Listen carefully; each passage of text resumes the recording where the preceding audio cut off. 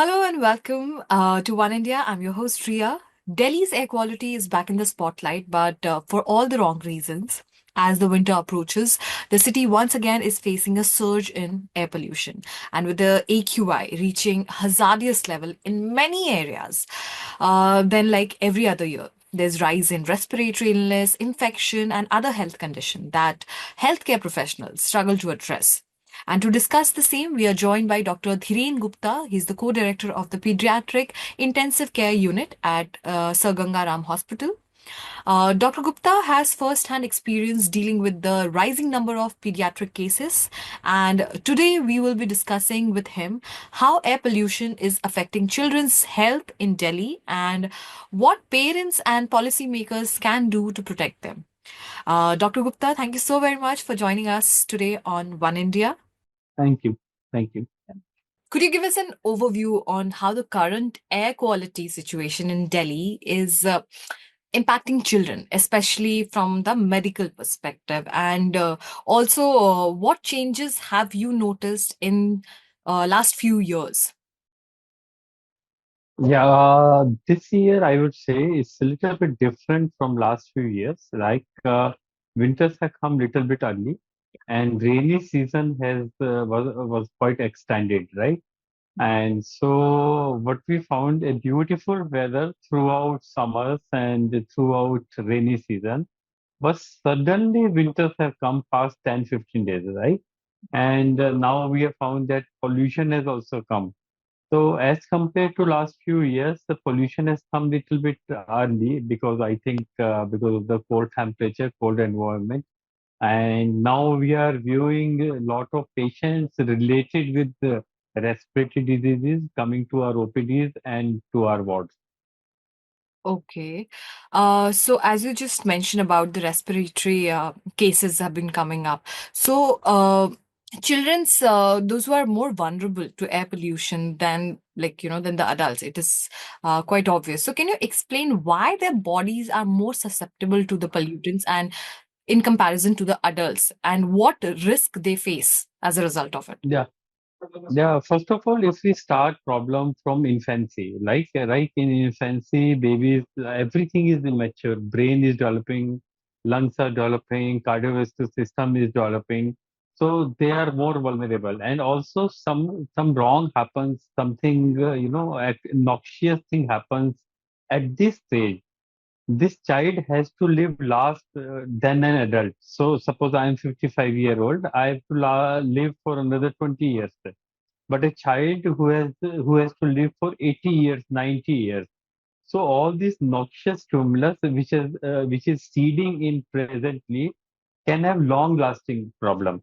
So we start with immaturity. One thing is that everything is immature and is developing. Second, they're small, the size is small, but respiratory rate is very fast. So the respiratory rate is very fast. So they inhale too many particles as compared to their body structure, as compared to their body weight. Secondly, the size is small, so they are more near to the ground. And we know that with whenever there is a cold, whenever there is a cool air, the pollutants settle at the ground level much earlier than at the little bit higher level. And also, you know that we may be confined to a space where we are going to sedentary work. Everywhere there is air condition. But these children goes to school, they go to playground. You cannot confine them to one place. So they have got more reason to inhale these pollutants. So there are many other reasons, but this is the major reasons that make them more vulnerable. Right, right. Absolutely.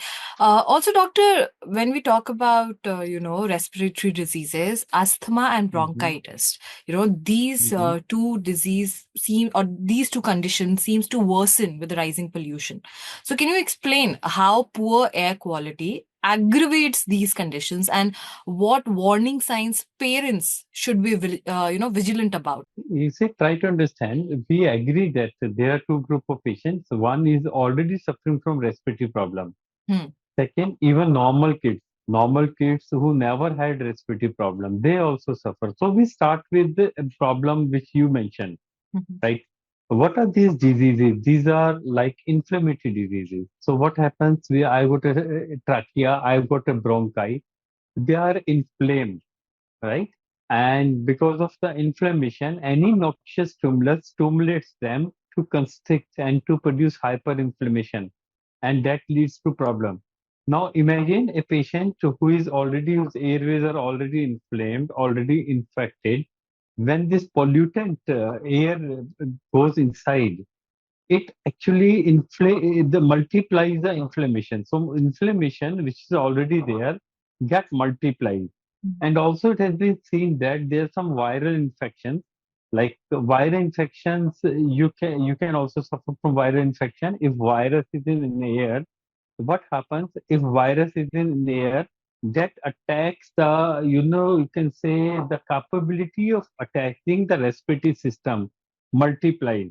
So anything which is noxious, the effect of that stimulus becomes multifold when it affects the patient who's having already pro-inflammatory state.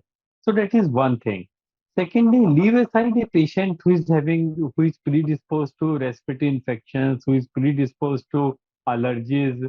Think about normal people also. Even normal kids, when your AQI goes beyond 300, 400, because there is no limit in India, right? So it can go to any extent. Even they get affected because their normal system also get affected, get burdened by this pollutant air. Right, right. Absolutely, doctor. Also, doctor, what are the long-term health consequences, like an individual or the child can face, if they're exposed to high levels of air pollutants for a very extended period of time? Because this, condition comes every year. It is more like a repetitive thing. Last year also we saw, and what are the lasting impacts can happen on their Yeah, lung yeah, function? yes. You have asked very relevant question. And when we start with the problem, look at the pregnancy. When a female is pregnant and she is exposed to a lot of inhaled pollutants, and the baby get affected, placenta get affected. Placenta is prone for taking lot of pollutant inside an unborn, and this unborn can get affected, his brain get affected. When they are born, they are premature, they are IUGR, low birth weight, and many studies are coming which says that probably these patients are more prone for lung problems later on. They can have more cancers, they can have more cardiovascular system. And now this baby is born, and this baby has got everything immature, as I already told you. Hmm. His lung, brain, cardiovascular system, everything is immature.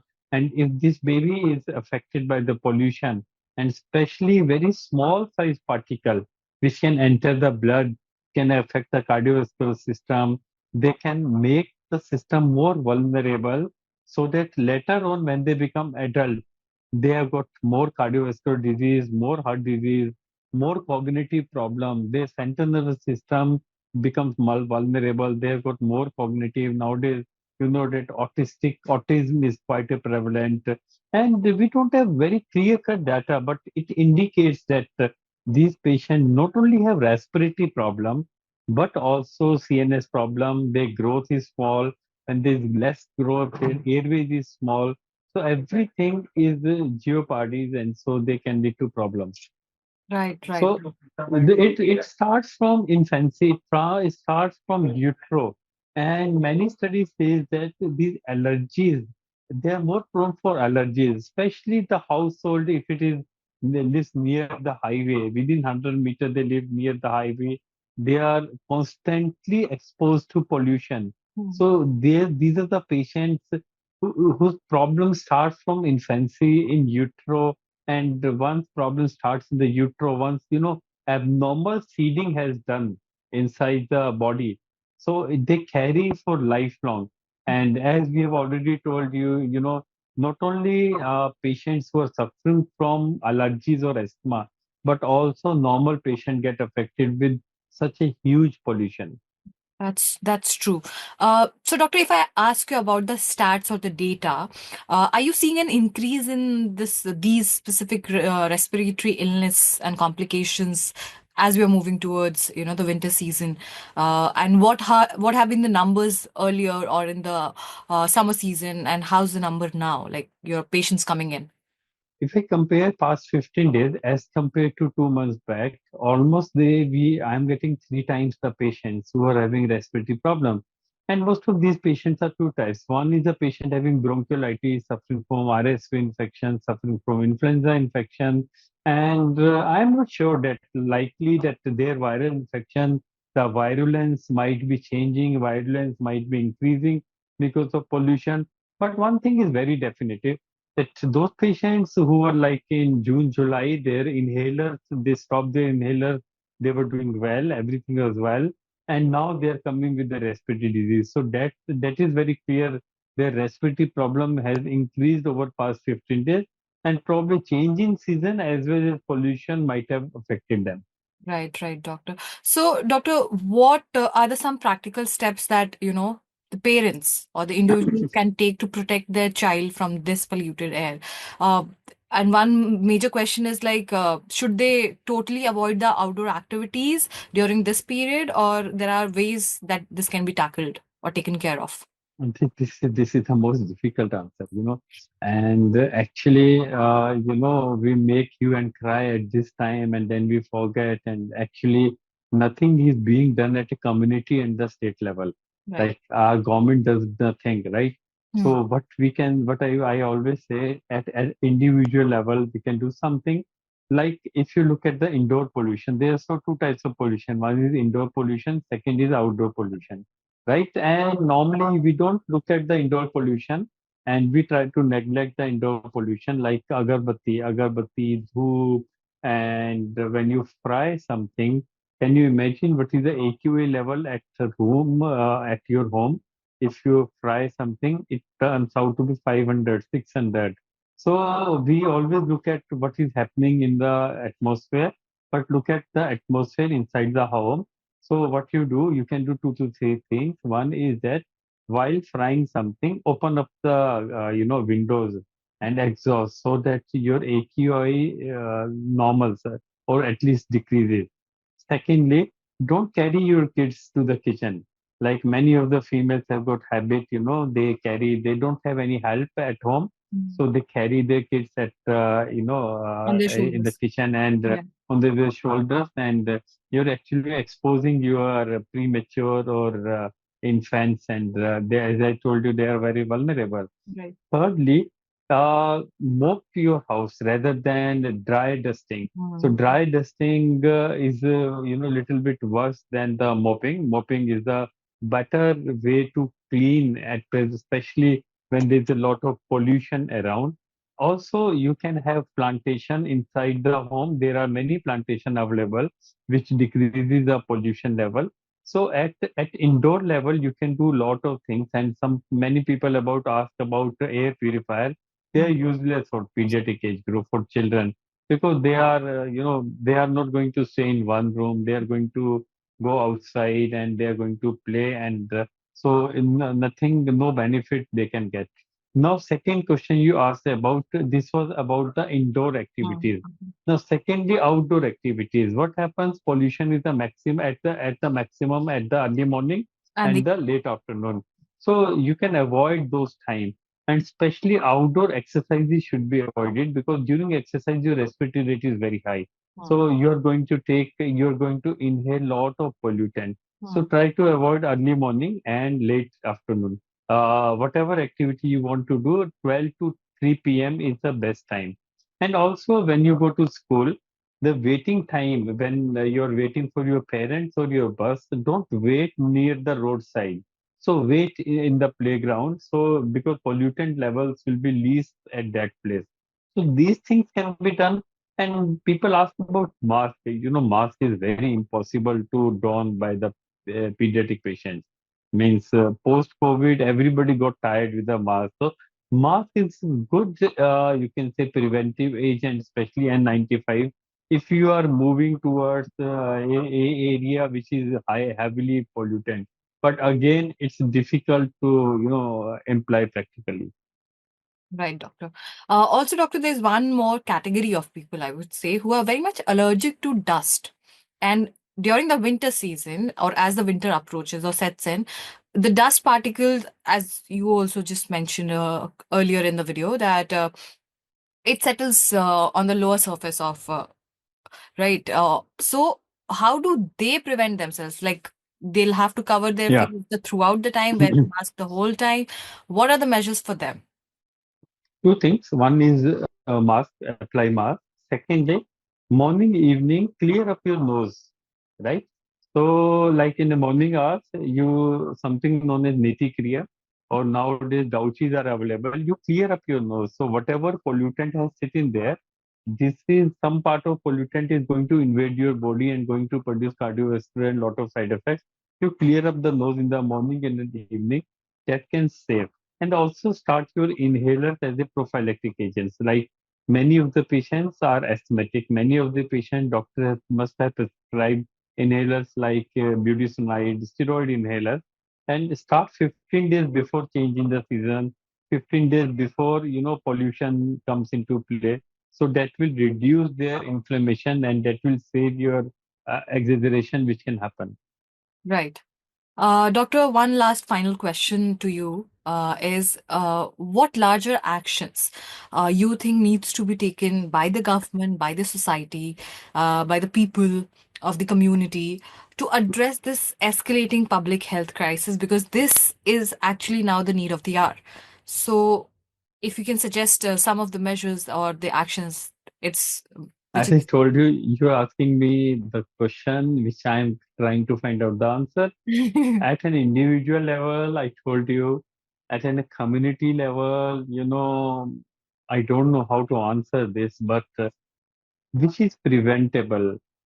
I think the roadside dust is a preventable thing, right? If you, in your colony, if you apply a lot of grass in an area where there is no proper roads, no dumper road, so you can reduce the pollution level. So if you go to west, you go to Singapore or these areas, you won't find dust. Why there is no dust? Because of too much greenery there. So they don't have barren land where there is the sand. Now, presently in Delhi, if you look at Delhi roads, there are hardly any roads. There's a lot of dust, lot of dust. So roads should be meant. And secondly, we should apply grass. Again, it has to be long term. Hmm. It cannot happen like next month there's going to be Prali, then next month there are going to be a lot of cold weather and then more pollution. And this has to be taken a year before, 2 years before.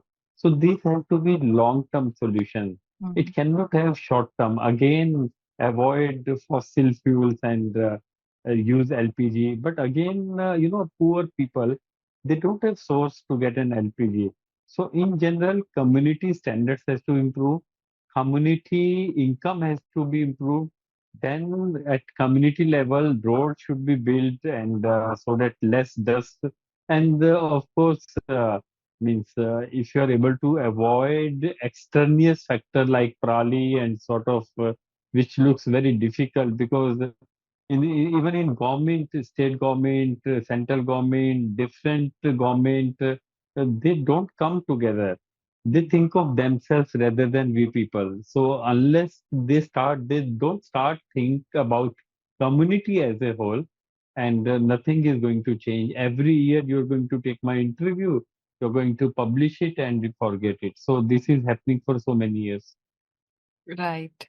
I think it has to be a collaborative effort in order to fight this situation and overcome this. And of course, it's going to be a very, very long battle. Uh, it's more like environment against the humanity, and everyone has to be a part of this. Not the blame game can't really help us in this. Doctor, thank you so very much for sharing your expertise and shedding light on such an important issue, which is the need of the hour also. And I hope that this discussion, as you said, help us raise some sort of awareness so that people can take action. And thank you for taking out your precious time and talking to us on One India. Thank you. Thank you. Don't miss out. Log on to oneindia.com for more updates.